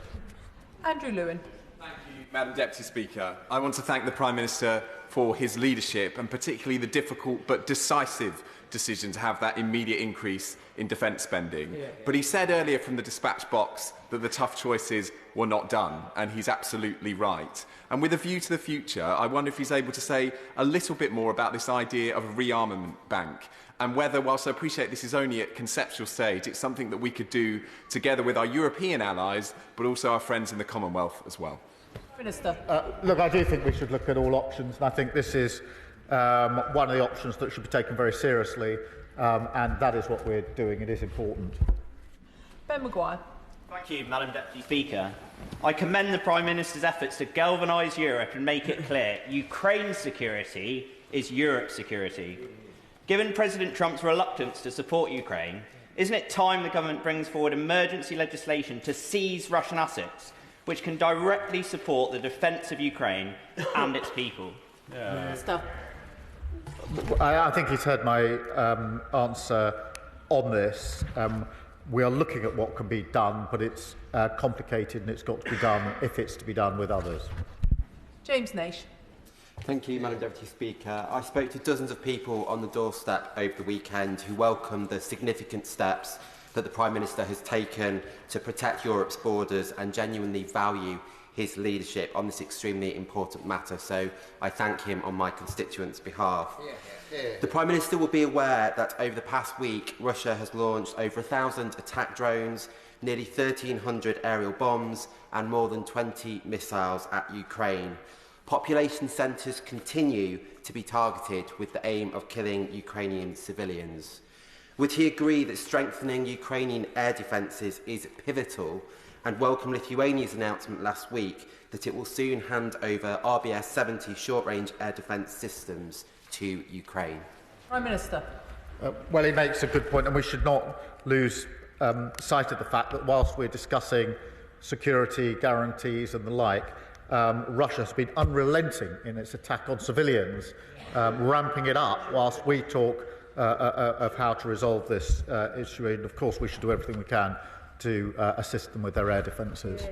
Dr. Kieran Mullen. Deputy Speaker, the Prime Minister will know that one of the challenges is American voices that suggest their focus should be on China and not Europe. I think a victory for Russia would also be a victory for China. But at a time when we're asking America to focus on our strategic interests, we should be willing to demonstrate our commitment to theirs. So in that regard, could he reconfirm his commitment to AUKUS and update the House on progress in that regard? Prime Minister. Well, let me recommit to AUKUS and our strong support for AUKUS, and the point he makes is absolutely right, that China is watching very carefully what is happening in Russia, and we should always bear that in mind. Mark Sewards. Thank you, Madam Deputy Speaker. It's clear that through his actions over the last few days, and indeed the questions that have been asked across the House today, that the Prime Minister has restored Britain's place on the world stage. As a patriot, I thank him for that. It's also clear just how hard he's working to ensure that there is a sustainable and lasting peace in Ukraine. Now, I still find myself speaking to individuals, and I believe they are a minority, who question why we are still sending money to Ukraine. Why isn't this money being spent on Britain? Please can the Prime Minister say what he would tell them, why it's in Britain's direct national interest to ensure Ukraine wins this peace from a position of strength? Prime Minister. Well, he makes a very good point. It is in our national interest because insecurity and conflict in Europe always washes up on our shore. It has already done that. The cost of living crisis is far worse because of the conflict in Ukraine. Oil prices, energy prices have gone through the roof in the last few years because of the conflict in Ukraine. Working people in Britain are already paying the price, and there will be an even bigger price if we do not have a sustained and lasting peace in Ukraine. This is about Ukraine's sovereignty, of course it is, but it is also about the safety and security of Europe and the safety and security of our country. That's why it's in our national interest for us to take the steps that we're taking. Neil Shastri-Hurst. Thank you very much, Madam Deputy Speaker, and may I join others in commending the Prime Minister for his diplomatic leadership over the last few days.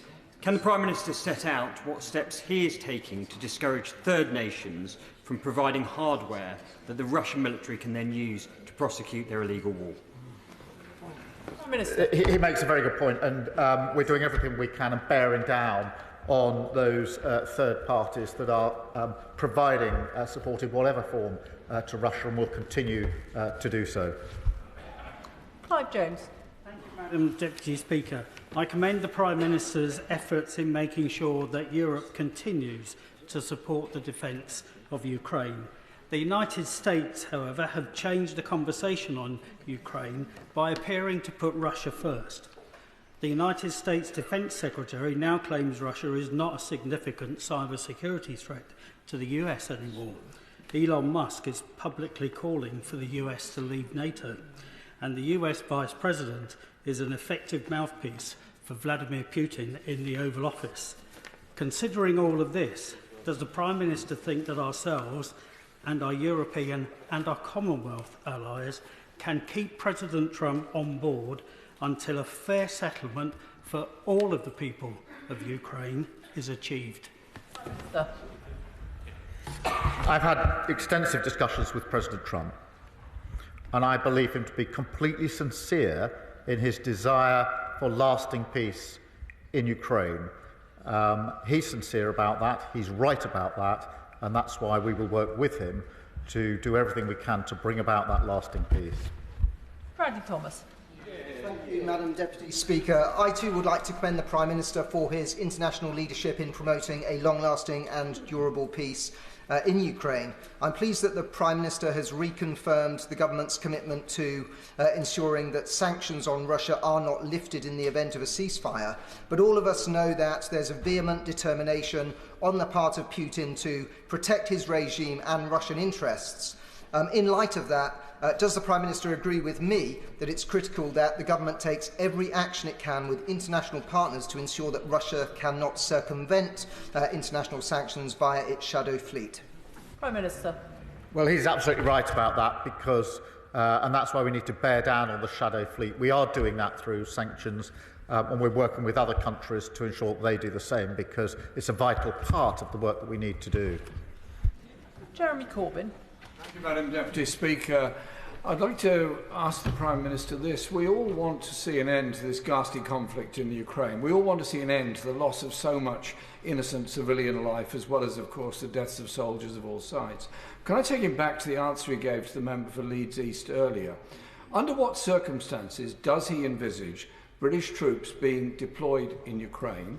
In what circumstances does he envisage them taking part in fighting activity against a belligerent?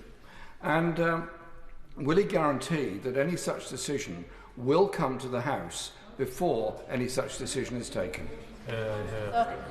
Well, I thank him for his question.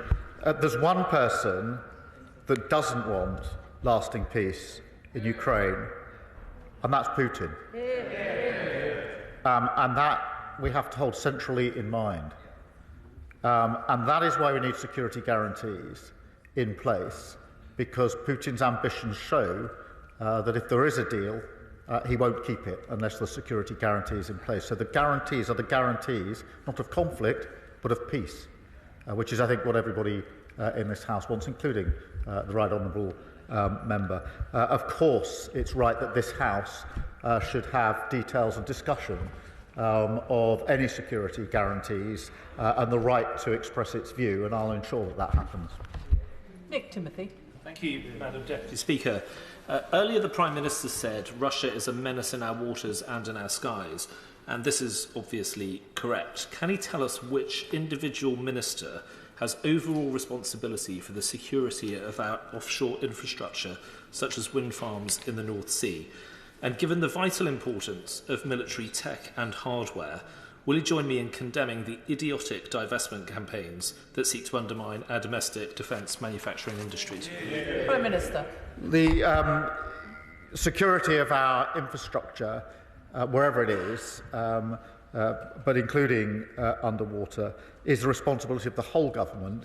But most of all, it is my responsibility as Prime Minister to ensure the safety and security of our country and the threats to our country. They come in many forms, and I take that responsibility extremely seriously.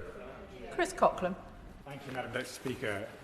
US security guarantees for any peace agreement in Ukraine are, of course, highly desirable, but given that the US Defence Secretary appeared to explicitly rule them out, we must, of course, consider other scenarios, and they should not be a showstopper. With that in mind, European NATO GDP alone is 10 times the size of Russia, yet Russia spends $40 billion more annually on the war in Ukraine than Ukraine and her Western allies. So does the Prime Minister agree with me that if we were to close and exceed that gap today, perhaps by seizing the $300 billion in frozen Russian assets to do it, Ukraine would have a credible path to victory and a just peace? Prime Minister. On the question of security guarantees, it is important that the US and the UK teams are working together on this, and I take comfort from that and concentrate on that. I don't think that's highly desirable. I think it's essential, and that we should be putting everything into ensuring that that's the way that we move forward. On the question of the assets, he's heard my answer. I understand why he asks it, but it is a complicated question. Ben Obsijekti. Thank you, Madam Deputy Speaker. I too thank the Prime Minister for his support to President Zelensky yesterday, following the circus that was his meeting with President Trump and Vice President Vance in the Oval Office. But following the Prime Minister's discussions with President Trump last Thursday, can the Prime Minister provide assurance regarding the ongoing presence in this country of the USAFE at current levels, and give reassurance that the US's £500 million DIO investment in the European Infrastructure Consolidations Project's new Joint Intelligence Analysis Complex at RAF Molesworth, also the home of the NATO Intelligence Fusion Centre, will not be put in jeopardy given the change in European posture of the new US administration? Prime Minister. I'm absolutely clear that President Trump and I want to strengthen the relationship between our countries. We've spoken openly about it. We are very close on defence and security. We both know that, and we both want to strengthen that alliance, and that is a good thing for both the United States and the United Kingdom. Robin Swan. Thank you very much, Madam Deputy Speaker, and can I thank the Prime Minister for his leadership over the weekend. In a statement, he talks about UK jobs, UK skills, UK finance pulling together for our national interest, so can also welcome the announcement of the £1.6 billion investment in Thales and Belfast in regards to the procurement of those 5,000 air defence missiles, which will defend Ukraine, but will also defend our democracy. But while that investment in our private sector is welcome, can I just ask the Prime Minister also to remember to invest in our armed forces personnel, who we currently will require and who currently we need and want to support, as we ask them to step forward into a very challenging time as well. And while there may be those making comment around the quantity, can the Prime Minister also remind others listening and watching that it's the quality of our armed forces that count? Prime Minister. Well, he's absolutely right about the quality of our armed forces, and we're all very proud of what they do in the vital defence of our country. And I'm very pleased that we've been able to progress with the deal in Belfast, so those jobs, well-paid jobs, will be there in Belfast, and of course the jobs in the supply chains that will then feed in to that contract. James McCleary. Thank you, Madam Deputy Speaker. And can I add my own congratulations to the Prime Minister on this weekend's successful summit. It was refreshing to see a British Prime Minister not only standing alongside our allies but working constructively with them and putting us at the heart of Europe where we belong. So can the Prime Minister tell me how he intends to maintain the positive momentum from this weekend and ensure that Britain's voice is heard loud and clear, particularly in the European Union, as they continue their own internal discussions on how to support Ukraine and counter the threat from Russia? Minister. I thank you. We will continue our discussions with our European allies. They have meetings this week. There are further follow-on meetings planned coming out of yesterday. But obviously, as he will understand, between those meetings, we're in constant touch with each other about how we take forward the plans that we're working on. John Cooper. Thank you, Madam Deputy Speaker. Scottish soldiers could be on the ground in Ukraine within a year. That was the headline in the Herald newspaper this morning, based on quotes from First Minister John Swinney in answer to questions from the BBC. Notwithstanding that the British armed forces have many fine and gallant young Scots serving with them, can the Prime Minister confirm that the decision, the burden indeed, on deploying British troops anywhere sits with him and with this House, and not with a divisive First Minister at the head of a devolved administration? Prime Minister. Yes, and a good thing too, because I think the First Minister confirmed his view that we should weaken our defences by getting rid of the nuclear deterrent. What a good thing it is that the security and safety and defence of the whole of the United Kingdom rests with this government here. Callum Miller. Thank you, Madam Deputy Speaker. May I thank the Prime Minister for his statement and for his leadership. He will have heard the support of the Liberal Democrats and many across the House for his leadership in Europe and for correctly identifying Russia as the threat in this scenario. So I wonder if he shares my concern, having referred earlier to the Russian cyber threat to the NHS, amongst other things, that overnight US Defence Secretary Hesketh has announced the stepping back of US counter-cyber measures against Russia. Does the Prime Minister believe that this is a good choice by the Americans? I'm not going to provide a running commentary on American decisions, but on the point he makes, there have already been attacks, cyber attacks on our NHS, and we have to be vigilant to those attacks. The Russian threat is multifaceted, and everything pretty much is being weaponised, and that's why it's important that we make the link with what's happening in Ukraine back always to what's happening in our country. Tessa Munt. Thank you, Madam Deputy Speaker. Can I thank the Prime Minister for everything he has done over the last few days? It's admirable. Can the Prime Minister endeavour to ensure that we prioritise military spending on outcomes rather than strictly the amount of money that's spent? As the rush to avoid criticism of underspending very often means that cost effectiveness can be lost. And the budget from the defence and international aid should be viewed as a rolling average over several years rather than annually, so as to avoid the accounting gymnastics that might happen every March. Well, I thank her, and it is really important that as we spend more on defence, we make sure that we get value for the money that we're investing in the best capability, because she's right, it's the outcome in a sense that matters here, which is why the strategic review is going through the challenges that we face and the capabilities to make sure that they match up. But she's absolutely right about the need to make sure that there is value for money and we're getting the best we can in terms of the capability that we need. Andrew George. Mr. Speaker, I warmly congratulate the Prime Minister both for his actions and his leadership in recent days, and indeed his stamina here this afternoon. Apart from Putin's puppets who scampered from this chamber more than an hour ago, the rest of this House knows fully well that support for Ukraine is essential to maintain a rules-based world order. The question that we are all wrestling with politically is how we pay for it. Now, he said in his statement that we're at a crossroads in history and this is a new era. Surely in these circumstances it is a moment when the Prime Minister and the Chancellor maybe need to look again at the straitjacket of their fiscal rules and start taxing the wealthiest in this country rather than building this essential, important investment in defence on the backs of the poorest. Well, I thank him for his question. I do think it's really important that we are able to fully fund the increase in defence spending. We're able to explain where the money is coming from straight away. We need certainty and security in our economy, and we shouldn't lose sight of the fact that if we lose security in our economy, all of our budgets will be affected by that, and we will all be a lot poorer for it, which is why we've taken the approach that we have.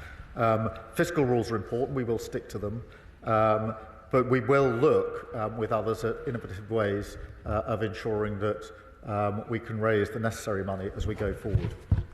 Final question, Jim Shannon. Thank you, Madam Deputy Speaker. I've definitely got the strongest legs in this chamber. I've been bobbing up and down here for about 3 hours. Anyway, can I thank the Prime Minister very much for his statement and his leadership. As you will know, Madam Deputy Speaker, and everyone will know in this House, I'm very proud to be British. And this weekend, the United Kingdom of Great Britain and Northern Ireland are very proud of our Prime Minister for his stance, and I welcome that. And I wish to convey that to him from my constituents and from everywhere and everyone I've spoken to. Whilst as a party we welcome the contract for £1.6 billion to supply thousands of advanced air defence missiles to Ukraine, announced by the Prime Minister yesterday, and on the front pages of the papers in Northern Ireland today, the deal will also secure 200 new jobs for Talis as well. The Honourable Member for East Belfast wishes to thank the Prime Minister as well. The majority of the people who work in Talis live in my constituency of Strangford. According to the Member for East Belfast, I'm very pleased with that, so this means extra work for my constituents and a few extra jobs.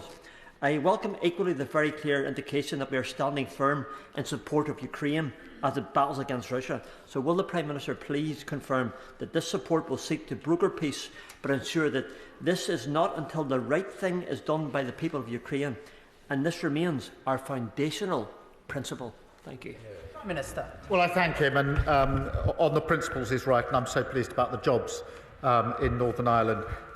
As for the bobbing, it was when I came here 10 years ago to see this sort of joint gym session that we go through in these debates, particularly long ones, is something to behold. But I suppose it does keep us all a bit fitter and a bit healthier, which has to be a good thing. Thank you. Can I thank the Prime Minister for his statement this afternoon? There'll just be a few moments so the front benches can swap over.